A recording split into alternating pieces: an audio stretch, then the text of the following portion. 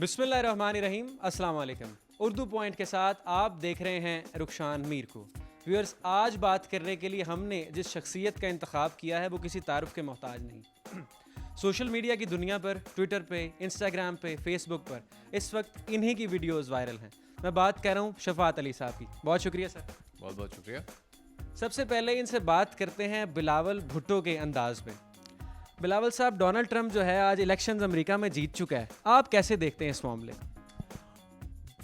Donald uncle को मैं बहुत बचपन से जानता हूँ, बल्कि मेरे फेवरेट कार्टून भी डोनाल्ड डक रहे हैं। कल भी डोनाल्ड जिंदा था, आज तो डोनाल्ड प्रेसिडेंट है। कल भी डोनाल्ड जिंदा था, आज भी डोनाल्ड जिंदा है। ज़े भुट्टो। अच्छा, बिलावल साहब इतने जज्बाती क्यों हो जाते हैं आप तकरीर के दौरान? पापा ने कहा है कि आवाम से कनेक्ट करने के लिए आपको चीखना पड़ेगा। जैसे अब मैं हूं ऑक्सफोर्ड से पढ़ा हुआ, लोग हैं लड़काना के, ना उनको मेरी समझ आएगी ना उनको अपनी समझ आएगी, इसलिए जब तक मैं चीखूंगा नहीं उनको समझ नहीं आएगी। अच्छा बिलावल साहब, अब तो आपने शादी करने का फैसला भी कर लिया है, क्या बेगम के साथ भी इसी लहजे में बात होगी? मेरी बेगम को मेरे साथ टैकल करने में बहुत मुश्किलात होएगी, क्योंकि I am not that easy of a person. जी, मल्टी टैलेंटेड हैं। आइए इनसे अब बात करते हैं शहबाज शरीफ साहब के लहजे में। अच्छा शहबाज शरीफ साहब, इस्लामाबाद में जो धरना होने जा रहा था, लॉकडाउन हो रहा था, वो तो मनसूख हो गया। अब इस पे आपका क्या रद्द है? मैं समझता हूँ कि ये बहुत ही अच्छा काम हुआ है, बड़ा ही नेक काम हुआ है, बहुत अच्छा हुआ है। और इनको पता चला है, इन लोगों को पता चला है कि इन लोगों ने जिस शेर के साथ पंगा लिया है वो कोई सर्कस का शेर नहीं है, वो कोई मामूली शेर नहीं है। और खुदा की कसम इन लोगों को हमने सड़कों पे क्या घसीटना था, ये तो खुद ही सड़कों पे घसीटते जाए हैं। इसलिए अगर मेरा नाम किसी ने बदलना है तो अभी बदल ले, क्योंकि थोड़े दिनों बाद वैसे ही हमारी हुकूमत चली जानी है। अच्छा, इमरान खान साहब, बिलावल भुट्टो भी शादी करने जा रहे हैं, क्या आप भी तीसरी शादी करेंगे? इसके लिए चश्मा उतारना पड़ेगा। देखे रुखसाद, मुझे हंसी आती है यार। मैं शादी करूं ना करूं, 1 करूं 100 करूं, इससे किसी की जात पे क्या इफेक्ट पड़ता है? मतलब इसको ऐसा बनाया हुआ है जैसे ये कोई मुल्क और कौम की सलामती का मामला है। ओ यार, उसको देखो, ख्वाजा आसिफ को, वो बैठ के मेरी शादियों पे बात कर रहा होता है। अब मैं अगर कुछ बोलूंगा तो बोलेंगे कि बोलता है। बहुत खूब, बहुत खूब। शफात भाई, ये जो टैलेंट है आपका, जिसकी वजह से आपको इतनी माशाल्लाह मकबूलियत मिली है, आप अपना प्रोग्राम भी कह रहे थे चैनल 24 पे, आपको व्यूअर्स एक्सप्रेस टीवी पे भी देखते हैं, सोशल मीडिया पर भी आप, मोमना मुस्तहसन से ज़्यादा तो लोग आपके पीछे जो है आप लड़के और लड़कियां आपको फॉलो कर रहे हैं, ढूंढ रहे हैं। हमारे व्यूअर्स को ये बताएंगे, जो टैलेंट है इसके लिए आपने काम किया, सीखा, कोई प्रैक्टिस है या इनबॉर्न था ये? देखिए, हर टैलेंट के अंदर एक छोटा सा इनबॉर्न एलिमेंट तो होता ही है, लेकिन उसको एक प्लेटफॉर्म चाहिए होता है जहाँ पे वो शाइन हो। और मेरी खुशकिस्मती ये रही है कि मुझे शुरू ही से ऐसे लोग मिले हैं जिन्होंने मेरे टैलेंट को ना सिर्फ ये कि अप्रिशिएट किया, चाहे वो स्कूल में हो, कॉलेज में हो, फैमिली हो, एजुकेशन वाइज हो, जो जॉब अपॉर्चुनिटीज़ मिली या जो शोज़ मिले उनमें भी टीम्स ऐसी मिली कि मुझे उन लोगों ने शाइन किया। 4-मैन शो में भी जो टीम थी, जो सीनियर्स थे, उन्होंने बड़ा सपोर्ट किया। BNN में भी फिर ऐसे ही एक टीम थी, टीम थोड़ी बड़ी भी हुई थी और उसमें भी थोड़ा सा अपने आप को मज़ीद इम्प्रूव करने का मौका मिला। 2 साल पहले यहाँ लाहौर आकर भी हमने खुद लीड करना शुरू किया, तो हमें भी कुछ नए एक्सपीरियंसेस मिले। तो it keeps on growing. Talent inborn होता है, आपको सिर्फ एक प्लेटफॉर्म चाहिए होता है जहाँ पे वो शाइन किया जा सके। अपने एजुकेशनल करियर के बारे में थोड़ा बताएं, आपका ताल्लुक कहाँ से है? बेसिकली ताल्लुक पेशावर से है। आप पेशावर से, सारी एजुकेशन आपकी जो है पेशावर की? वालिद साहब मेरे वापडा में होते थे और एक पाकिस्तान का सबसे बड़ा हाइड्रो पावर स्टेशन है तरबेला। मेरा बचपन सारा तरबेला में गुजरा है। तरबेला में ही मेरी स्कूलिंग हुई। बाद में कॉलेज एजुकेशन के लिए मैं पेशावर आ गया, यूनिवर्सिटी मैंने पेशावर में की। तो और मेरा ताल्लुक भी पेशावर से ही है, तो इस वजह से पेशावर के साथ एक निस्बत बहुत गहरी है। अलबत्ता इंजीनियरिंग के बाद फिर मास्टर्स किया, मास्टर्स के बाद फिर आपके सामने। मास्टर्स के बाद अच्छा आप भी इंजीनियर हैं? मैंने सुना था ये मोमना मुस्तहसन भी इंजीनियर। अच्छा शफात भाई, एक लाइटर नोट पे क्वेश्चन आपसे। माशाल्लाह खूबसूरत हैं, दिलकश हैं, अच्छा दिखते हैं, टीवी पर तो और ज़्यादा खूबसूरत दिखते हैं। टेलीफोन वगैरह तो आते होंगे आपको, लड़कियों के लड़कों के? अच्छा, शक्ल आपकी अच्छी है, लेकिन सवाल आपके सारे जो है ना वो बड़ाइद साहब वाले हैं। सोहेल बड़ा साहब। नहीं, अच्छी बात है, फ़ोन तो आते रहते हैं और मेरा ख्याल में फ़ोन आने भी चाहिए। नहीं आएंगे तो बुरी बात होगी, अब नहीं आएंगे तो बाद में आने का तो फ़ायदा ही कोई नहीं। अच्छा जो फ़ोन आते हैं क्या फिर उनको आप रिस्पॉन्ड करते हैं? मेरी कोशिश होती है मैं हर एक को जवाब दूँ। मेरी कोशिश होती है कि कोई एक वो होता है ना, एक बंदे के अंदर एक वो चीज़ होती है स्टारडम, और एक मतलब भरमबाजी आ जाती है, गुरूर आ जाता है। मैं कोशिश करता हूँ कि ये चीज़ ना आए। जो दोस्त यार, मुझे ज़्यादा खुशी इस बात की होती है कि जब भी कोई ऐसी वीडियो निकलती है, वायरल होती है, तो it's not the first time, तो बहुत सारे पुराने लोग मुझसे कांटेक्ट करते हैं। जैसे कुछ स्कूल के दोस्त हैं जिनसे स्कूल के बाद मुलाकात नहीं हुई थी, वो कहीं से ढूंढ ढांड के देखते हैं। मुझे इस दफ़ा अच्छी बात ये लगी कि इस दफ़ा मुझे मिडल ईस्ट से, यूरोप से, अमेरिका से, कनाडा से, मुझे हर जगह से, जहाँ जहाँ मेरे दोस्त स्कैटर्ड थे या जो लोग जिनसे कभी तारुफ हुआ था या कभी नंबर्स एक्सचेंज हुए थे, उन्होंने मुझे कॉल किया, तो मेरी फ़ोन लिस्ट में इजाफा हुआ। मीडिया इंडस्ट्री में जो लोग हैं बड़े, उनमें से किसी को फॉलो करते हैं आप? आई विश कि मुझे इतना चांस मिलता कि हम मोइन अख्तर साहब से मज़ीद सीख सकते हैं। पॉइंट इज़ कि जब हमें करियर को एक फ़्लाइट मिली, जब हम लोगों ने BNN शुरू किया, तो उसी साल मोइन अख्तर साहब का इंतकाल हो गया। और मैं आज भी कोशिश करता हूँ कि मोइन अख्तर साहब की रिकॉर्डिंग्स देख के, मोइन अख्तर साहब के स्क्रिप्ट्स को देख के उनको फॉलो करने की कोशिश करूँ। ऐसे कौन से ख्वाब हैं, गोल्स हैं जो आप अचीव करना चाहते हैं? उम्र तो अच्छी खासी हो गई है, वो नज़र नहीं आती, अलग बात है। नहीं लगते तो यंग ही हैं आप। वो अलग बात है, वो मेरे ख्याल में शायद कोई जेनेटिक इशू है। ख्वाब कौन से अचीव करें, बहुत कभी किया ही क्या है। अपनी उम्र बताना चाहेंगे व्यूअर्स को? मेरा ख्याल में let's keep this a secret. तो अभी कुछ भी नहीं किया, अभी बहुत कुछ करना बाकी है। बहुत सारे एक यूनिक जॉनर ऑफ कॉमेडी है मेरे ख्याल में, जो कि अभी डिस्कवर करना बाकी है। मेरे ख्याल में अभी बहुत सारी चीज़ें ऐसी हैं जिनके ऊपर पाकिस्तान में काम नहीं हुआ।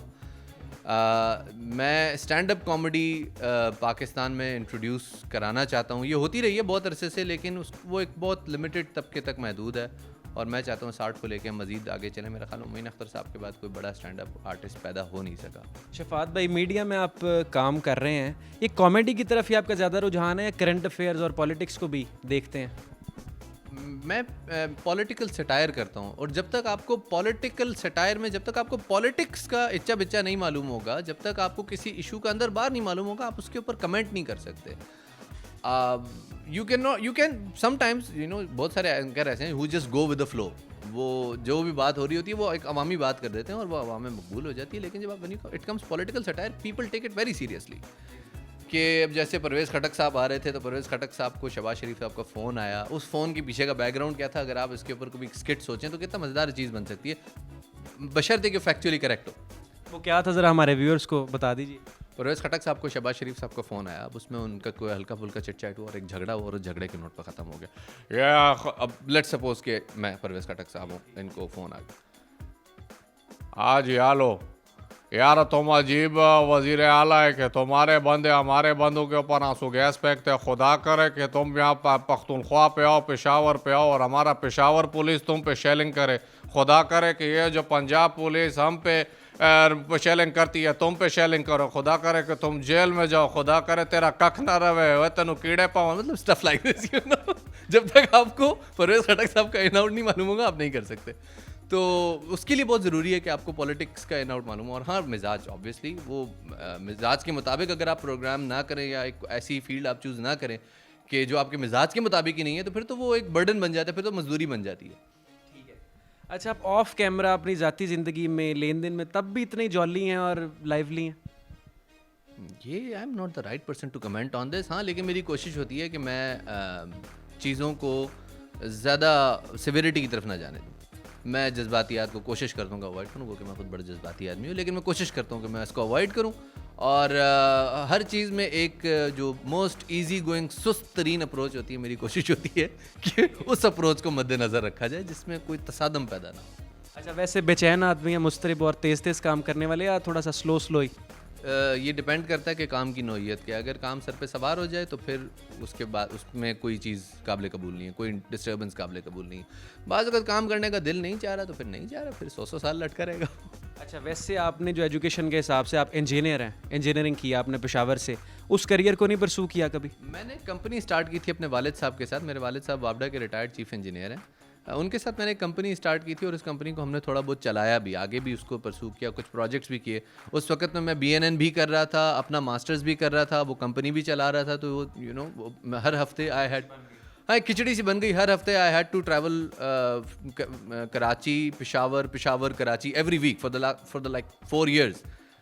दिसंबर 10 से लेके नवंबर 14 तक इट वाज अ स्केड्यूल कि मुझे हर हफ्ते I had to travel between these 2 cities, because एक तरफ फैमिली थी, एक तरफ कराची में काम था, जॉब था, पैशन था।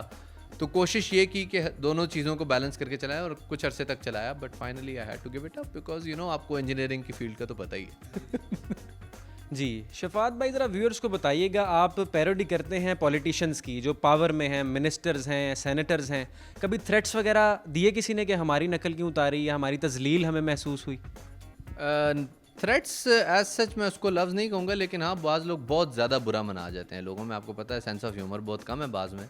अभी रिसेंटली मैं नाम नहीं लेना चाहूँगा, लेकिन एक सियासतदान है जिनके हमने एक एक्ट किया और उस एक्ट के दौरान जब वो ऑन एयर हुआ तो उनकी तरफ से एक हमें नोटिस मौसूल हुआ जिसमें एक धमकी मौजूद थी कि जी हम आपको 3 बिलियन रुपए का हर्जाने का दावा करेंगे, आप एक तहरीरी माजरत इस सिलसिले में आके हमारे पास जमा करा दें। तो हमने उसको इतना इजी नहीं लिया। बाद में हमें पता चला कि ये मामला जो है चेयरमैन पैमरा तक चला गया और फिर चेयरमैन पैमरा ने वो मामला काउंसिल ऑफ कंप्लेंट्स को भेजा और फिर हमारी पेशियाँ हुई और हमने वो पेशियाँ भुगताई और इन दी एंड हमने उनसे दोस्ती कर ली। हमने उनसे कहा कोई ऐसी टेंशन की बात नहीं। और ये सिर्फ एक केस नहीं है, इस बड़ा सॉफ्ट सा काम है, इसमें भी पेशियाँ भुगतनी पड़ती हैं और जो है कोर्ट कचहरी में। जी इट्स नॉट फॉर फेंट हार्टेड। मैं बहुत सारे लोग हैं जो ये चाहते हैं कि वो इस फील्ड की तरफ आएँ, लेकिन हम ये भी जहन में रखें कि हमारे लोगों में बर्दाश्त का मादा बहुत कम है। मैं फिर नाम नहीं लेना चाहूँगा, लेकिन एक आर्टिस्ट हैं, मैं उनका बहुत रिगार्ड करता हूँ, मेरे लिए बड़े मोहतरम है। उनकी मैंने कुछ जगहों पे स्टैंड अप कॉमेडी सेशंस में उनकी किट वगैरह लगाई। तो बाद में जब उनसे मुलाकात हुई मैंने कहा अब आपके साथ एक सेल्फी बनती है, तो उन्होंने कहा नहीं आपके लिए नहीं, ये सहूलत आपके लिए। टीवी पे मेरी नकलें उतारते हैं इसलिए आप। हाँ जी, उन्होंने कहा नहीं जी आपके लिए नहीं है, this is not for you. मैंने कहा जी ठीक है, इट्स ओके। तो ये होता है, ये अदालतें भी भुगतनी पड़ती हैं, थ्रेट्स भी आते हैं, संजीदा थ्रेट्स भी आते हैं। बाज़-औक़ात कुछ भी नहीं होता लेकिन ज़्यादातर अगर मैं कहूँ कि थ्रेट्स वाले मामला हैं वो कोई इक्का दुक्का फ़ीसद है। कभी कभार ही होता है कि जो है ना इस किस्म की चीज़ें जो है वो काउंटर इफेक्टिव जो है ना काउंटर प्रोडक्टिव हो जाए, लेकिन usually 99% people take it very lightly. अच्छा, कभी ऐसे थ्रेट्स में आके या टेलीफोन कॉल आई हो या कोर्ट में आपको पेश होना पड़े, कभी छोड़ने का सोचा ये काम तंग आके? मैं वही बात कह रहा हूँ कि बाज़ लोग उनके अंदर बर्दाश्त का मादा नहीं होता और एक ज़्यादा ख़राबी है कि बाज़ लोग शाह से ज़्यादा शाह के वफ़ादार होते हैं। कई दफ़ा ऐसा हुआ है कि निचले तबके के कारकुनान ने एक चीज़ पे बड़ा एक्शन लेने की कोशिश की, लेकिन फिर जब बात ऊपर तक पहुंची तो ऊपर से आके वो मामला डिज़ोल्व हुआ। मैंने कभी भी इन सब चीज़ों के बावजूद आई ऑलवेज़ बिलीव कि जी हर प्रेशर जो है वो अवॉइडेबल है, हर प्रेशर सस्टेनेबल है। बहुत ज़्यादा प्रेशर की चीज़ें आती हैं, लेकिन हर प्रेशर मेरे ख्याल में सस्टेनेबल है और अवॉइडेबल है। मेरा ये काम एक पैशन है और पैशन को इतनी जल्दी कॉम्प्रोमाइज़ नहीं किया जा सकता। एक आदम ये इस तरह ही चलता रहेगा। ये उम्मीद है कि ऐसे ही चलता रहेगा। व्यूअर्स, आज हमने खुसूसी नशिस्त रखी शफात अली साहब के साथ, इनकी पैरोडी भी देखी और इनकी पर्सनल लाइफ से मुतल्लिक भी क्वेश्चंस किए। सर बहुत शुक्रिया आपका। एंड पे कोई एक मैसेज, कोई पैगाम उर्दू पॉइंट के व्यूअर्स के लिए? जी बहुत शुक्रिया आपका रुखशान। ख़वातीन और हज़रात, अपना और अपने गिरदो नवाह के लोगों का सब पे ख्याल रखिएगा और क़यामत का इंतज़ार कीजिएगा। उर्दू पॉइंट के नाज़रीन को अल्लाह हाफ़िज़ नासिर। ये डॉक्टर शाहिद मसूद साहब भी बन गए एंड पे। जी देखते रहिए urdupoint.com। अल्लाह हाफ़िज़।